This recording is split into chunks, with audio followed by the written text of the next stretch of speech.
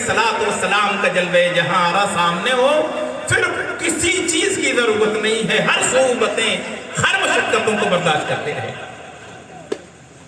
तो इस वजह से नबी अकरम अलैहिस्सलातु वस्सलाम ने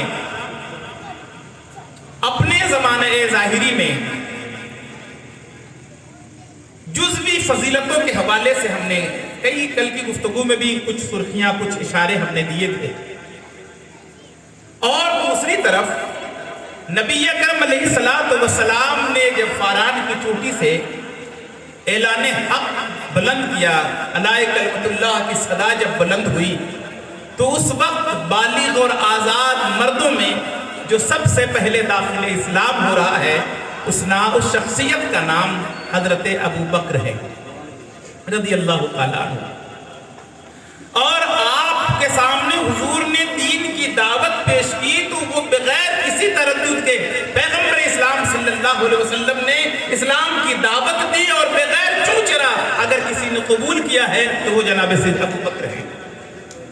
आप जरा अंदाजा लगाएं, 13 साल मक्की जिंदगी में बेइंतहा मुश्किलात का सामना करना पड़ा उन्हें, लेकिन वो हर एक चीज को, एक मौका ऐसा भी आया कि कुछ मुसलमान जब हो गए तो ये हुआ कि आज हम खाने काबा में चल के नमाज पढ़ेंगे,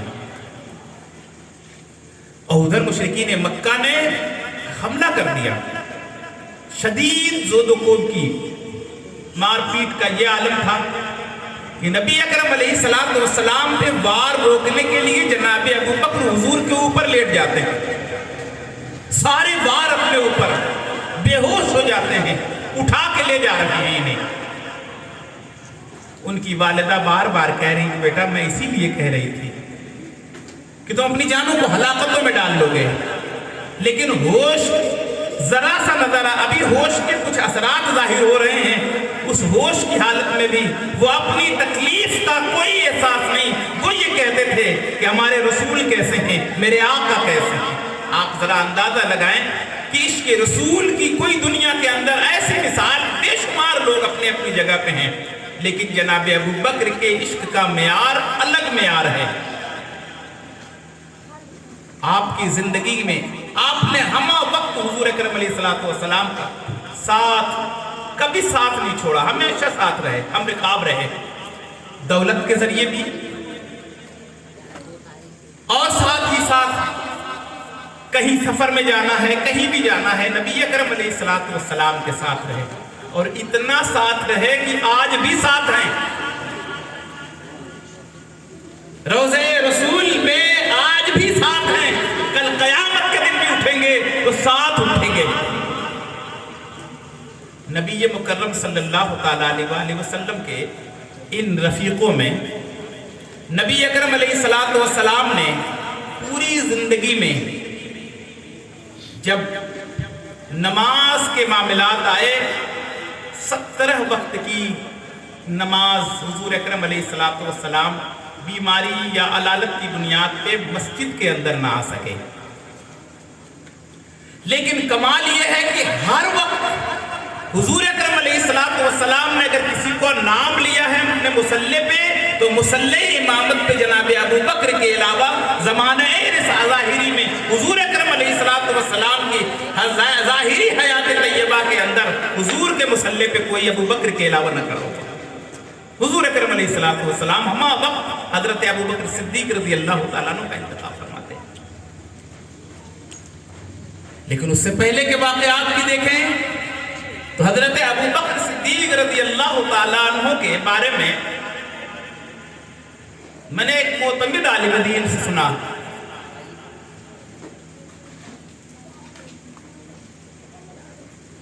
जिक्र चल रहा था, हजरत अबू बकर सिद्दीक शान सिद्दीकी पे गुफ्तगू चल रही थी।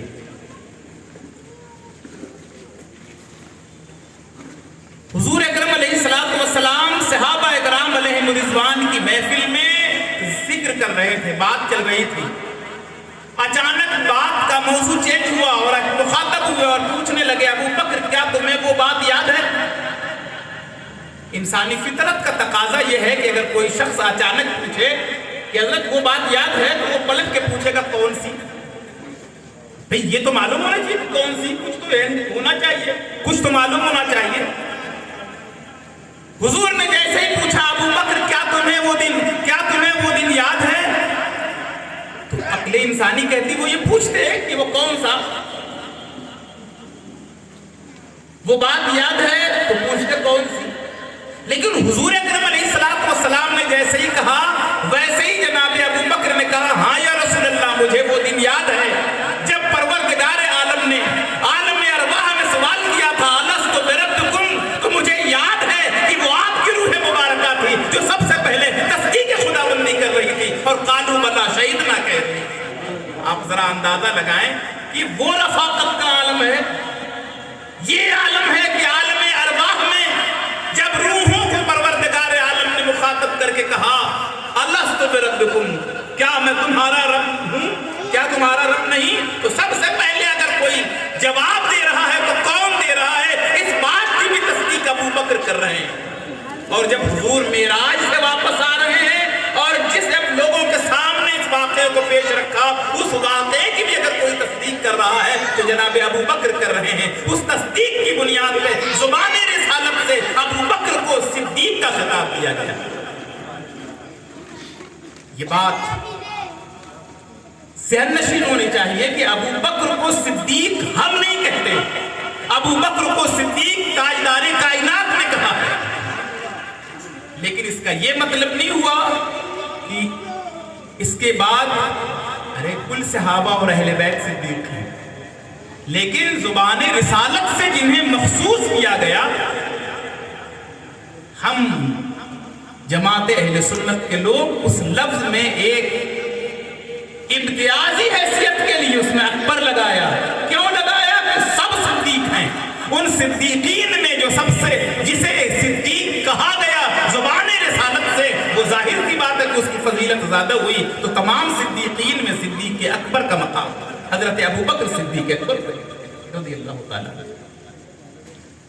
ہجرت کا وقت آنے والا تھا، کئی ہجرتیں ہوئیں، حبشہ کی طرف ہجرت ہوئی، مدینہ کی طرف ہجرت ہوئی،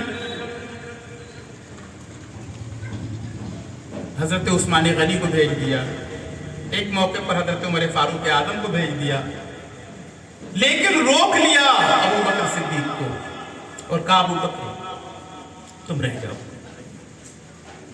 کہا یا رسول اللہ مجھے کب جانا ہے؟ کہا کہ وقت آئے گا تو بتاؤں گا۔ آپ ذرا اندازہ لگائیں ہجرت کے سفر کو، کب ہجرت ہوئی، مدینے کی طرف وفد کب گیا؟ محرم شریف کی پہلی تاریخ میں۔ پورا محرم گزر گیا، سفر گزر گیا، ربیع الاول کا مہینہ شروع ہو گیا، 8-9 تاریخ ربیع الاول شریف کی ہے۔ حضور اکرم علیہ السلام کو حکم ہوا، مشرکین مکہ نے آپ کے در دولت کو گھیر رکھا ہے، اس لیے کہ پوری پلاننگ ہوئی۔ حدیث پاک میں اس جگہ کو دار الندوہ کہا جاتا ہے، یعنی جس جگہ کا جہاں فیصلے کا گھر ہے، تو دار الندوہ میں میٹنگ ہو رہی ہے۔ میٹنگ کیا ہو رہی ہے کہ جو لوگ چلے جائیں گے وہ وہاں جا کے اسلام پھیلائیں گے۔ ہماری ہر کوشش 13 سال مصیبتیں جھیلتے رہتے ہیں، 13 سال مصیبتیں جھیلنے کے باوجود یہ دین سے مکرنے والے نہیں ہیں، تو تمام قبائل کے سرداروں کو اکٹھا کر کے وہاں میٹنگ کی جا رہی تھی۔ اب جب اس میٹنگ کے مسائل معاملات میں دروازہ بند کر کے میٹنگ ہو رہی، بڑی خاص میٹنگ تھی، جتنے عرب کے قبیلے تھے سارے قبیلوں کے سرداروں کو بلا لیا گیا اور خفیہ میٹنگ ہو رہی ہے۔ میٹنگ کے درمیان اچانک دروازے پہ دستک ہوئی، سب ایک دوسرے کو دیکھ رہے ہیں، سارے قبیلے کے سردار تو آ گئے، یہ تیسرا کون ہے؟ اتنی رات کو آیا کون ہوگا؟ اندر سے آواز لگائی، کون؟ کہا رے بھائی دروازہ تو کھولو، میں شیخ نجدی ہوں۔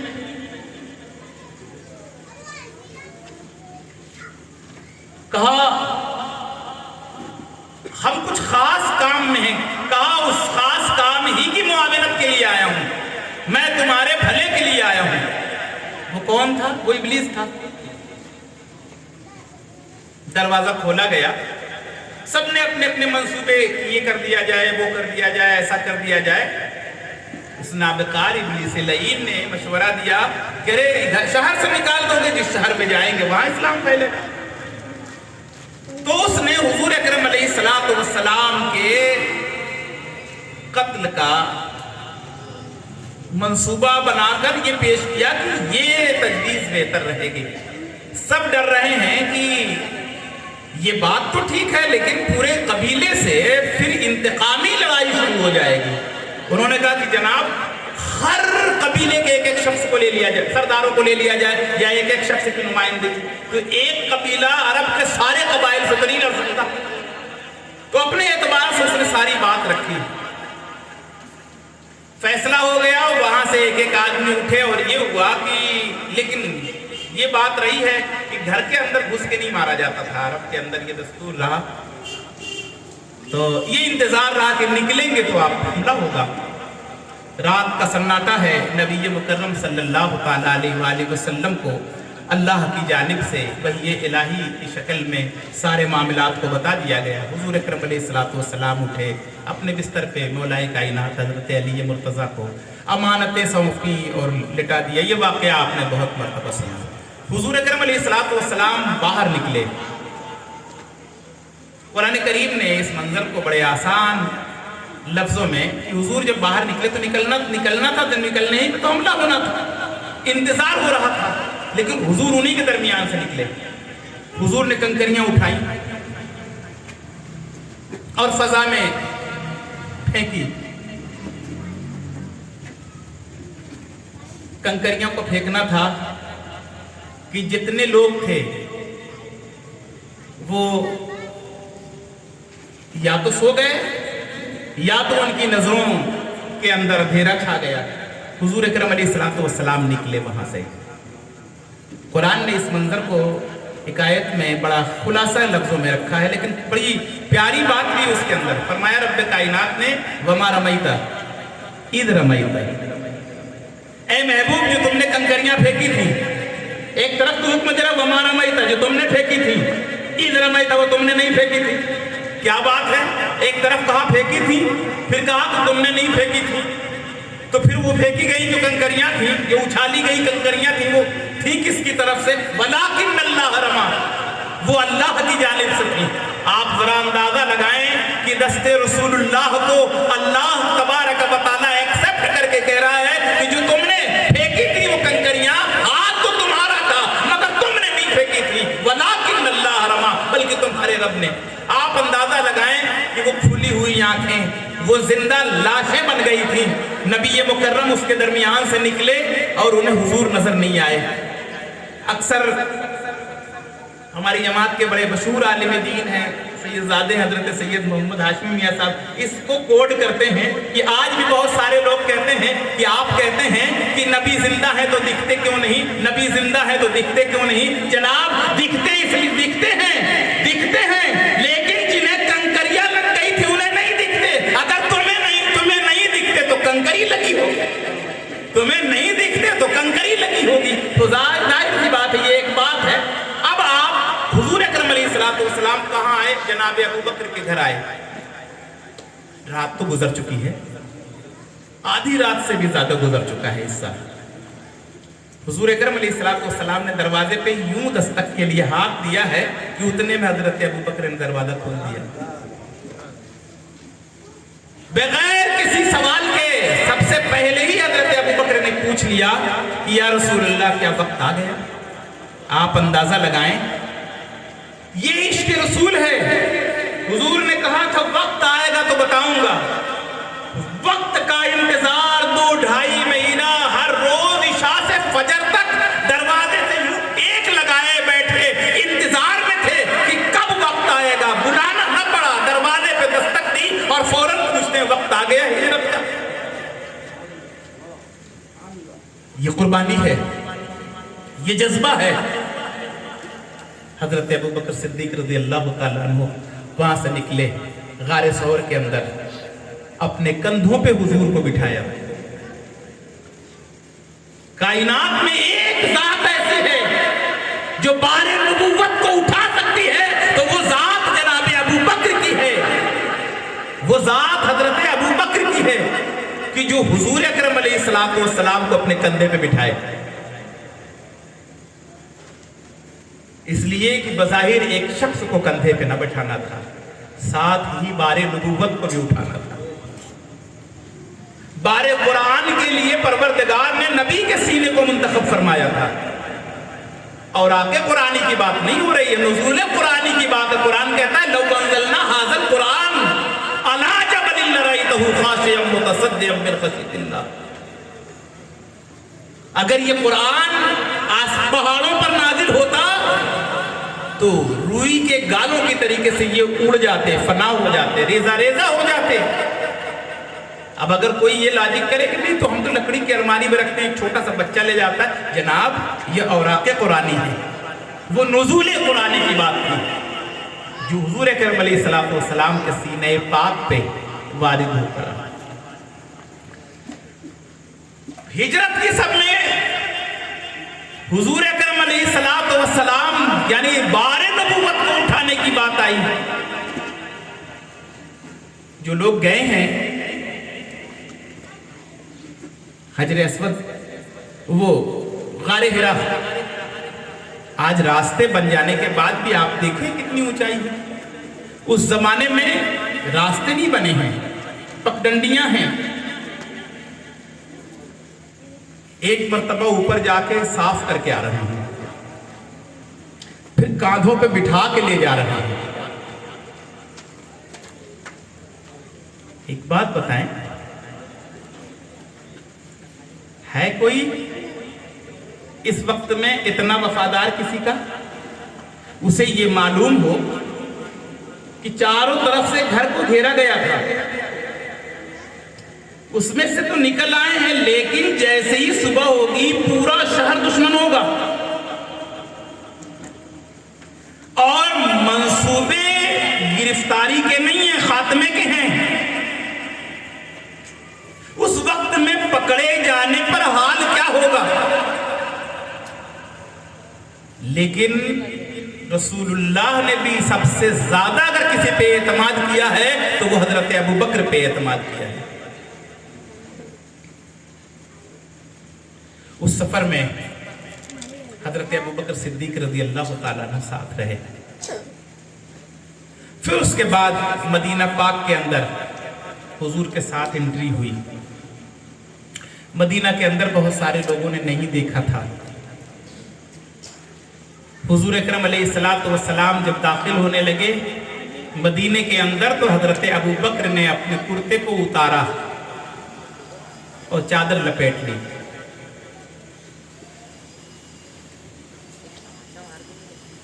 حضور اکرم علیہ السلام نے پوچھا ابو بکر یہ کیا؟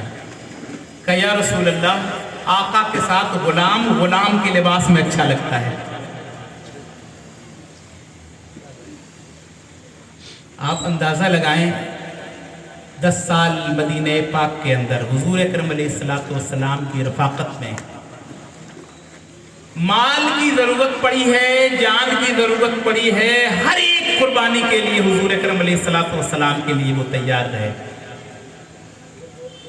ضرورت تو ایسی پڑی کہ دینے پر آئے تو سب کچھ اٹھا کے دے دیا.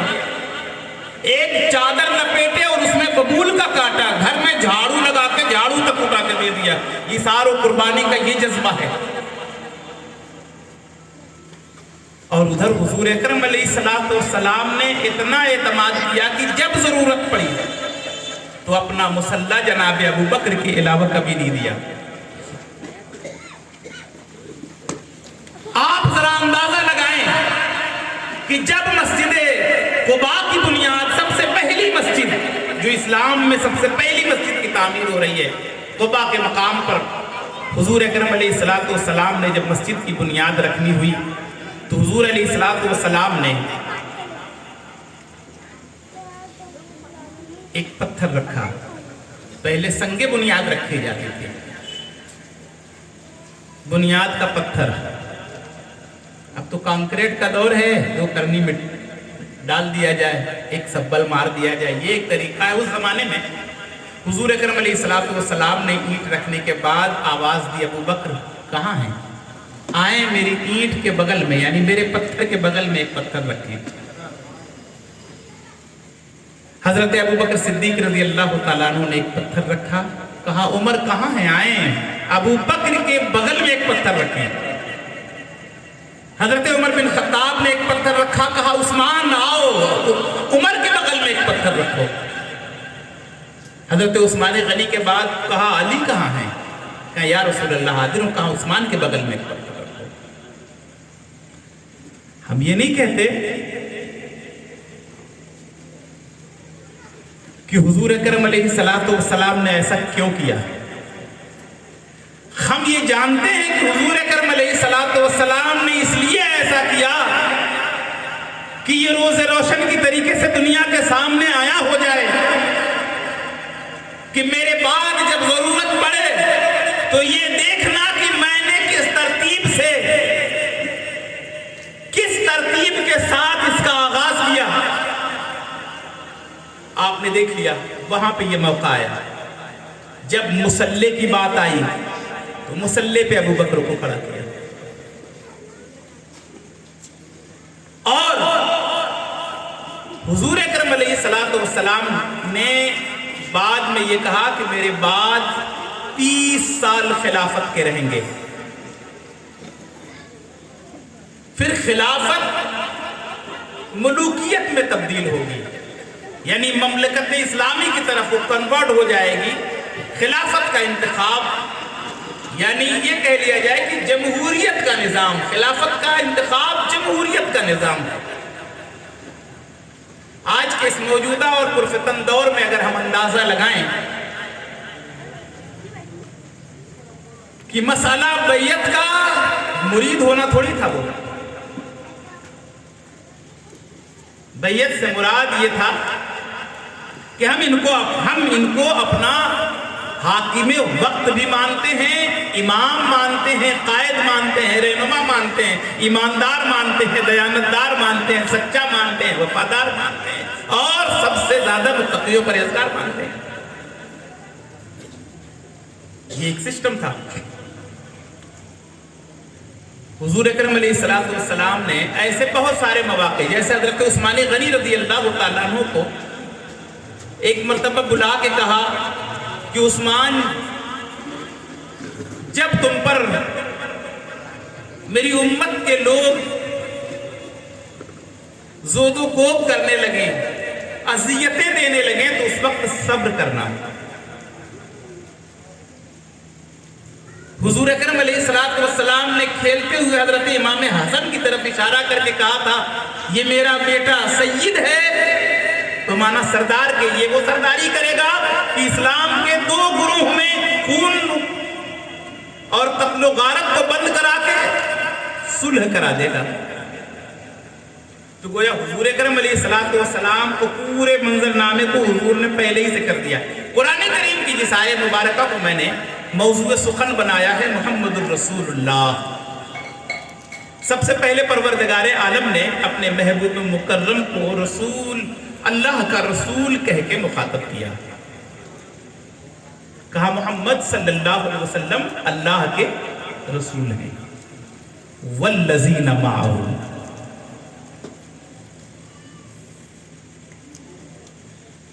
بعض اہل تفسیر نے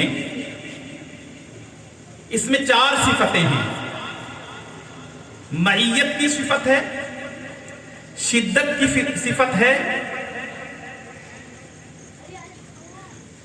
رحم کی صفت ہے، اور قیام و سجود کی صفت ہے۔ بظاہر تو یہ تمام اصحاب رسول میں یہ صفت موجود تھی، مگر اہل سنت کے اس موقف کو واضح کرتے ہوئے اس آیت کو بعض مفسرین نے اس پر بڑی اچھی بحث کی ہے اور کہا ہے کہ اللہ تبارک و تعالیٰ کا فرمان محمد رسول اللہ، یعنی حضور علیہ السلام کی طرف کہ یہ رسول ہیں اللہ کے، پھر اس کے بعد والذین یعنی آپ کی جو معیت میں ہے، تو معیت سے مراد ہمہ وقت جو ہر جگہ پہ رہے ہیں، وہ سب سے زیادہ معیت کا جو خاص حقدار ہے وہ ابو بکر ہے۔ تو گویا یہ صفت حضرت ابو بکر کے اندر ہے۔ ترتیب بھی دیکھیں گے، پہلے والذین معہ ہے، یہ صفت کس کی ہے؟ جناب ابو بکر کی۔ پھر دوسرا جملہ کیا آتا ہے؟ اشداء علی الکفار، یہ صفت کس کی ہے؟ عمر فاروق کی۔ اور یہ صفت دوسرے نمبر پر ہے۔ پھر اس کے بعد تیسری کیا ہے؟ رحماء بینہم، یہ صفت کس کی ہے؟ حضرت عثمان غنی کی۔ اس قدر رحم دل کہ باغیوں کا 1000 کا لشکر شام سے اور 1000 لشکر کوفہ سے آ کے مدینہ میں بغاوت پہ آمادہ ہے، اور ان سے اجازت لی جا رہی ہے کہ ان باغیوں کو کیفر کردار تک پہنچا دیں۔ حضرت عثمان غنی نے کہا نہیں، میں اپنی جان کے لیے انسانی جانوں کو ہلاکت میں نہیں ڈالنا چاہتا۔ تو آپس میں رحم دل، تو رحماء بینہم کی جو سچی تصویر ہے وہ حضرت عثمان غنی کی ہے۔ تراہم رکعا سجدا یبتغون فضلا من اللہ ورضوانا، یہ صفت مولا علی کی ہے۔ اب آپ اندازہ لگائیں کہ یہ ترتیب خلافت کا جہاں تک مسئلہ ہے، یہ تو اس آیت کی روشنی سے حل ہوتا نظر آ رہا ہے۔ دوسری طرف عمروں کا انتخاب، حضور کی مثال ظاہری کے بعد حضرت ابو بکر صدیق رضی اللہ تعالیٰ عنہ قریب 2.5 سال، کچھ کم۔ پھر اس کے بعد حضرت آپ کا وصال ہوتا ہے۔ الیکشن ہوا نہیں، ووٹنگ کر کے بعد ہٹایا نہیں جائے گا کہ اب دوسرے 5 سالہ میں ان کو نہیں، آپ کا وصال ہوا، اور آپ کے وصال ظاہری کے بعد ایک مسئلہ اور بھی ہے۔ تھوڑی دیر کے لیے اگر مان لیا جائے کسی کی طرف سے یہ اشارہ ہو کہ یہ غاصبانہ قبضہ تھا، میں یہ پوچھنا چاہتا ہوں محمد رسول اللہ صلی اللہ علیہ وسلم کو بااختیار مانتے ہو یا مجبور؟ تو وہ کہے گا کہ بااختیار مانتے ہیں۔ ہم یہ کہتے ہیں اگر انہوں نے کسی کا حق مارا تھا تو جب در رسول پہ جنازہ پہنچے گا، انہوں نے کہا تھا، وصیت کیا تھا، حضور کے در دولت پہ پہنچنا، دروازے پہ کھڑے ہو کے کہنا یا رسول اللہ غلام حاضر ہے۔ اگر دروازہ کھل جائے تو قبر انور کے قریب میں دفن کرنا، اور اگر دروازہ نہ کھلے تو جنت البقیع میں دفن کرنا۔ میں یہ پوچھنا چاہتا ہوں اگر کوئی غاصب ہو اور وہ آ کر کھڑا ہو تو اس کو دروازہ کھولا جائے گا۔ دنیا کے اندر سب سے بڑی مثال یہ بھی ہے کہ رسول کریم علیہ السلام کے در دولت میں جب حضرت ابو بکر کا جنازہ آیا، کہا یا رسول اللہ غلام حاضر ہے، دروازہ کھلتا ہے، آپ کو وہاں تدفین کی جا رہی ہے۔ آپ اندازہ لگائیں۔ پھر اس کے بعد سیدنا عمر بن خطاب رضی اللہ تعالیٰ عنہ کا، حضرت عمر بن خطاب رضی اللہ تعالیٰ عنہ کا انتخاب ہوتا ہے۔ اچھا، حضرت عمر بن خطاب رضی اللہ تعالیٰ عنہ کا انتخاب ہوا، مولا علی رضی اللہ تعالیٰ عنہ موجود ہیں، حضرت ابو بکر کا انتخاب ہو رہا ہے، حضرت مولا علی موجود ہیں۔ 2.5 سال تک پیچھے اس امام کے کہتے ہیں مولا علی حضرت ابو بکر کے پیچھے کھڑے ہو کر پیچھے اس امام کے کہہ رہے ہیں ہم علی والے ہیں۔ جس علی نے 2.5 سال تک ابو بکر صدیق کو امام مانا، ہم نے خلافت کا امام ابو بکر کو مانا ہے۔ جس کے پیچھے 10 سال سے زائد، 10 سال 6 مہینہ 4 مہینہ 6 دن یا کچھ اس کے آس پاس کا دن حضرت عمر بن خطاب کا عہد خلافت ہے، سیدنا علی المرتضیٰ نے حضرت عمر بن خطاب کے پیچھے پیچھے اس امام کے نماز پڑھ رہے ہیں۔ آج کے زمانے کے اندر چند لوگ ایسے ہیں جو کہتے ہیں یہ 10 دن کا جن پر ایک بھوت سوار ہوتا ہے۔ 10 دن کے حسینی جو ہوتے ہیں انہیں یہی نہیں پتا ہے کہ مولا علی رضی اللہ تعالیٰ عنہ نے حضرت ابو بکر کے پیچھے نماز پڑھی اور خلافت تسلیم کی ہے۔ پھر اس کے بعد حضرت عمر بن خطاب رضی اللہ تعالیٰ عنہ کی خلافت کو تسلیم کیا ہے۔ رہے.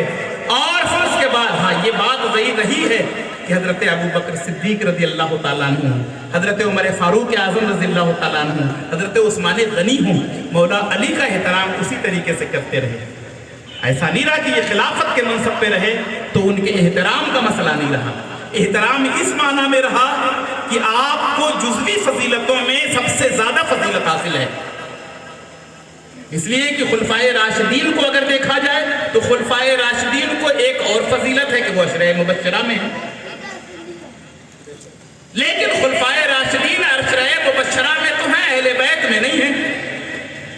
مولا علی خلفائے راشدین میں بھی ہیں، عشرہ مبشرہ میں بھی ہیں، اہل بیت میں بھی ہیں، داماد رسول بھی ہیں، شوہر بطول بھی ہیں، فاتح خیبر بھی ہیں. تو یہ فضیلتیں تو رہی ہیں. ان فضیلتوں کی بنیاد پہ انہوں نے بھی. اب آپ بتائیں کہ حضرت عمر بن خطاب رضی اللہ تعالیٰ عنہ کا دور خلافت، اگر ہم تفصیل کریں تو ایک ہی پر چلتا رہے گا یہ سلسلہ، لیکن میں یہ کوشش میں تھا کہ خلفائے راشدین المہدیین پر آج کی گفتگو کو سمیٹ دوں، لیکن اختصار کے ساتھ کوشش یہ کی جا رہی کہ حضرت ابو بکر صدیق رضی اللہ تعالیٰ عنہ کا دور خلافت مکمل ہوتا ہے اور حضرت عمر بن خطاب رضی اللہ تعالیٰ عنہ منصب خلافت پر فائز ہوتے ہیں. تو کیا خود سے بن گئے؟ بالاتفاق حضرت عمر بن خطاب رضی اللہ تعالیٰ عنہ کو خلیفۃ المسلمین امیر المومنین بنایا گیا. ادھر حضرت ابو بکر صدیق رضی اللہ تعالیٰ عنہ نے 2.5 سال کے قریب کی خلافت کے اس دور میں اسلام کو وہ ترویج اور تربیت عطا فرما دی تھی. حضور اکرم علیہ السلام کے وصال ظاہری کے وقت میں بہت ساری جنگیں چل رہی تھیں، کسی جنگوں کو بند نہیں کیا. انہوں نے سپہ سالاروں کو بھیجا، فوجیوں کو بھیجا، مدینے کو خالی کر دیا تھا. لوگوں نے کہا تھا کہ شاید آپ دور اندیشی کا کام نہیں کر رہے ہیں، دشمن چاروں طرف سے اگر مدینہ پہ حملہ ور ہو جائیں گے تو ہمارے پاس فوج نہیں ہوگی، ہمارے پاس طاقت نہیں ہوگی. لیکن انہوں نے کہا کہ نہیں، رسول اللہ کے دور میں جو جنگیں چل رہی تھیں، جہاں چل رہی تھیں وہ وہاں رہیں گی. حضور اکرم علیہ السلام کے ان جانثار صحابی کا ایک جذبہ دیکھیں کہ انہوں نے کسی کو، ہر ایک کو واپس جہاں سے لوگ آئے تھے جنازہ پڑھیں واپس جائیں. مدینے کے اندر بغاوت ہو گئی، ایک طبقہ منکرین زکوٰۃ کا ہو گیا. حضرت ابو بکر صدیق رضی اللہ تعالیٰ عنہ نے ان سے اچھے سے نپٹا. پھر اس کے بعد ایک فرقہ اور ایک گروہ جھوٹا مدعی نبوت کا ہو گیا، مسیلمہ کذاب جس نے نبوت کا دعویٰ کر بیٹھا. حضرت ابو بکر صدیق رضی اللہ تعالیٰ عنہ نے ان سے زود و کوب کے لیے، ان کی تعداد بڑھتے جا رہی تھی چونکہ یہ ارتداد کی طرف جو لوگ چلے گئے وہ سب روز روشن کی طریقے سے آیا تھے. ان میں مسلمہ کذاب نے یہ کہا کہ میں نبی ہوں. اس کے سامنے جب آیت رکھی گئی وَلَٰكِن رسول اللہ وخاتم النبیین، تو کہا کہ حضور کی خاتمیت پہ کوئی خاص اثر نہیں پڑے گا. معلوم یہ ہوا کہ 1400 سال کے بعد اس کی تجدید کاری ہوئی، وہ وہاں پہ نہیں کام آیا. سوچا کہ 1400 برس کے بعد ایک شخص نے اور کوشش کی تھی، لیکن اس کوشش میں بھی جس نے کوشش کی تھی وہ بھی کامیاب نہیں ہوا. قادیان میں ایک شخص نے بیٹنگ کر لی، یہ فیلڈ ہی بناتا رہ گیا. تو آپ ذرا اندازہ لگائیں کہ اس نے جب دعویٰ نبوت کر دیا تو اس کے گروہ میں بہت سارے تیار ہو گئے. البدایہ والنہایہ جو کتاب نصاب کے اندر بھی داخل ہے، اس کے اندر اس واقعے کو ذکر کیا گیا کہ حضرت ابو بکر صدیق رضی اللہ تعالیٰ عنہ نے ان جھوٹے دعوے دار نبوت کے ماننے والے جھوٹے نبی کو اور اس کے فالوور جو تھے اس کے خلاف ایک مورچہ کھولا اور حضرت خالد بن ولید رضی اللہ تعالیٰ عنہ کو کمانڈر ان چیف بنایا۔